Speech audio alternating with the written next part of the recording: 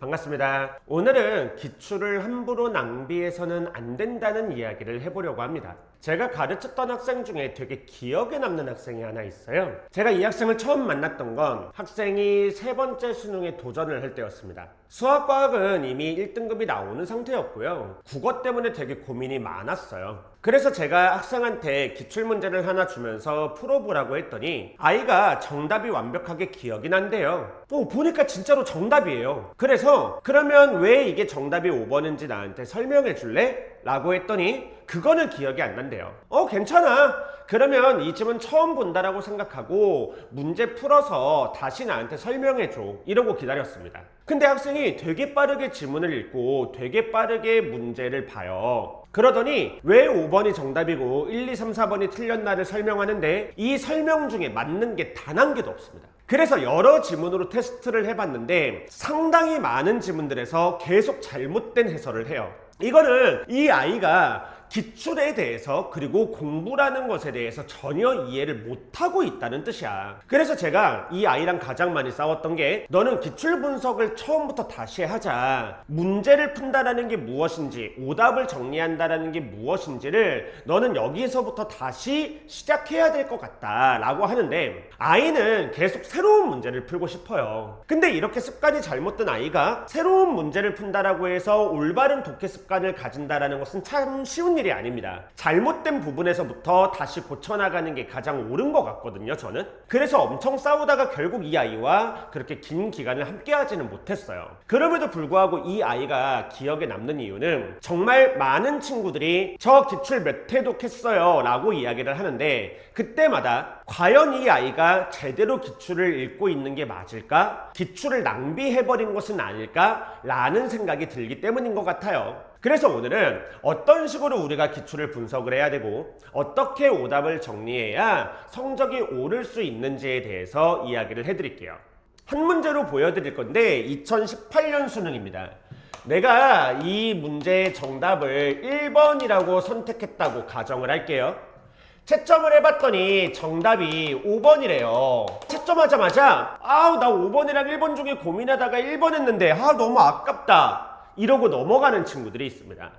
이거는 완벽하게 잘못된 공부 방법이죠. 또 어떤 친구들은 왜 정답이 5번이지? 라고 하면서 해설지를 봐요. 지문을 다시 보는 일은 없습니다. 오로지 그냥 해설지를 보면서 이래서 정답이 5번이구나 하고 넘어갑니다. 게다가 1번은 왜 정답이 될 수 없는지, 즉 1번은 왜 틀렸는지는 확인도 안 해요. 이거 진짜 완전 최악이죠. 특히나 내가 1번이랑 5번 중에 고민을 했다면 분명히 그 부분에서 내가 교정해야 되는 내용이라는 게 있을 거라고요. 근데 왜 내가 1번을 골랐는지 그리고 그것이 왜 잘못됐는지 확인도 하지 않고 그냥 5번이 정답이라는 것을 해설지 읽고 납득하고 넘어간다면 이거는 실력 향상에 어떠한 도움도 되지 않아요. 그리고 해설지를 만약에 우리가 봤다면 해설지에서 끝내는 것이 아니라 지문을 되돌아가는 습관도 하셔야 됩니다. 수학에서 우리가 어떤 문제를 틀리고요. 해설지를 본 후에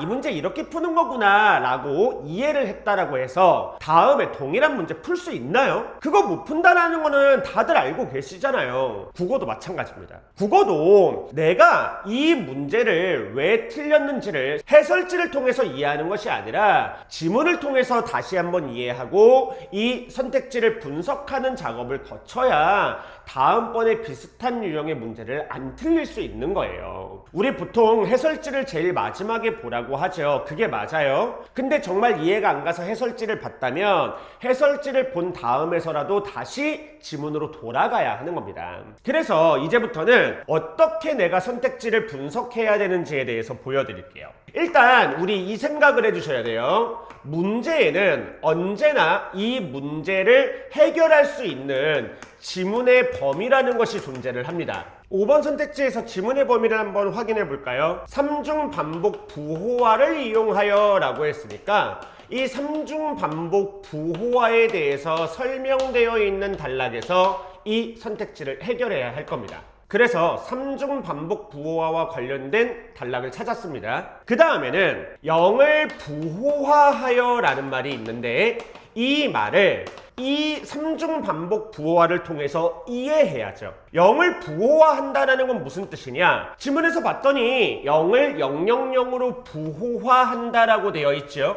그러면 이 문장은 이렇게 읽히셔야 되는 거예요. 다음 거요. 수신된 부호에서 두 개의 비트에 오류가 있다면 오류는 정정되지 않는다라고 합니다. 결국 우리가 판단해야 되는 내용은 얘네요. 그러면 지문에서 이 오류와 관련된 내용을 찾아줘야 될 것 같아요. 지문을 봤더니 000을 전송했을 때 하나의 비트에서 오류가 생겨 001을 수신해도 라고 되어 있네요. 그럼 우리 이렇게 읽어봅시다. 하나의 비트에서 오류가 생기는 게 001이라면 두 개의 비트에서 오류가 생기는 것은 011처럼 써볼 수 있을 것 같아요. 이때는 0으로 판단한대요. 그래서 오류가 정정된대요. 아니 근데 우리가 알아야 될 건 두 개잖아요. 그러면 이 지문에서 001을 0으로 판단하는 이유를 찾아줘야 되겠죠. 봤더니 0이 과반수인 경우에는 0으로 판단하고 1이 과반수인 경우에는 1로 판단하라고 되어 있습니다. 아 그러니까 우리 이 011이라는 것은 1로 판단하겠구나 라는 사실을 알 수 있죠. 0을 부호화했는데 1로 판단합니다. 그러면 오류는 정정되지 않았군 이렇게 올 수 있는 거죠.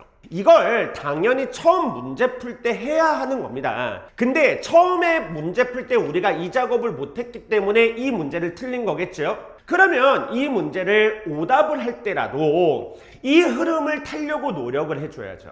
이런 식으로 이 선택지를 파악해야 하며 이것이 옳은지 그른지를 판단할 때 지문을 어떻게 되돌아가야 하는지 혹은 우리 머릿속에 있는 정보를 어떻게 활용하여야 하는지에 대해서 익숙해지셔야 다음에 비슷한 유형의 문제가 나왔을 때 이 문제를 풀 수 있을 거 아닙니까?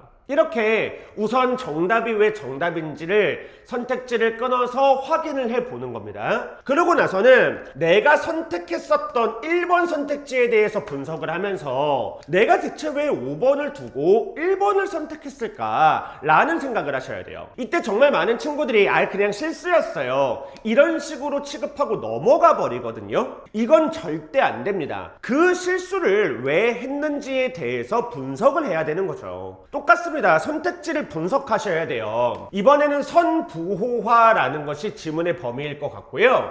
수신기에서 부호를 전기신호로 변환한다라고 되어 있습니다. 정말 많은 친구들이 이 문장을 어떻게 읽냐면 수신기에서라는 말을 버리고요. 선부호화는 부호를 전기신호로 변환하는 것이야 이렇게 읽었을 거야. 그러면 1번 맞다 이런 경우가 정말 흔합니다. 내가 만약에 이렇게 해서 1번이 옳다라고 잘못 판단을 했었다면 내가 결국 이 문장에서 수신기에서라는 이 말을 빼먹은 게 가장 큰 문제였다라는 것을 확인할 수 있죠. 그럼 이때부터 고민을 하셔야 돼요. 내가 왜 이 문장에서 수신기에서라는 말을 빼먹고 읽었을까라는 것을. 그러면 지문으로 한번 되돌아가 보는 것도 나쁘지 않죠. 지문에서 수신기라는 말이 계속 나오나? 하나 더, 수신기라고 했으면 사실 송신기라는 개념도 있었어야 되는 거죠. 지문에서 이 두 개를 나누나? 가보면 나누나요. 근데 다만 이 글이 주로 송신기에서의 작업에 대해서 설명을 하고요. 수신기에 대한 이야기는 중간중간 간단하게만 소개가 되어 있습니다. 그렇다 보니까 우리가 송신기와 수신기를 나누지 않고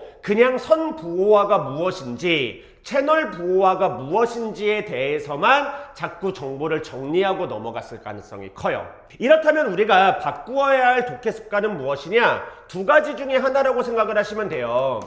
내가 주체나 객체를 확인하는 습관이 좀 덜 들어있구나. 언제나 주체에서부터 문장을 읽으려고 노력해야 되겠다. 이런 생각을 해 주시거나요. 지문의 처음에 통신 시스템이 수신기, 송신기, 채널로 구성된다라고 첫 문장에서 소개를 했거든요. 내가 이러한 정의된 개념에 대해서 혹은 구성 요소에 대해서 잘 기억을 안 하고 넘어가는구나. 반드시 기억했어야 되는 정보인데 라고 이런 식으로 자꾸 내 독해에서 잘못된 것이 무엇인지를 확인해 주셔야 돼요. 최소한 거기까지는 이루어져야 우리가 오답이 정답이 제대로 이루어졌다라고 말할 수 있는 겁니다. 근데 여기서 이제 한 단계 더 나가서 우리가 정말로 기출을 제대로 분석을 한다면 이 1번과 3번 선택지가 의외로 유사한 것을 묻고 있다라는 생각까지 나아갈 수 있으면 더 좋아요. 보세요. 3번 선택지를 끊어보면 채널로 전송하기 전에라고 했으니까 이거는 송신기에서 일어나는 작업입니다. 근데 잉여 정보를 제거하는 것은 수신기에서 일어나는 작업이거든요.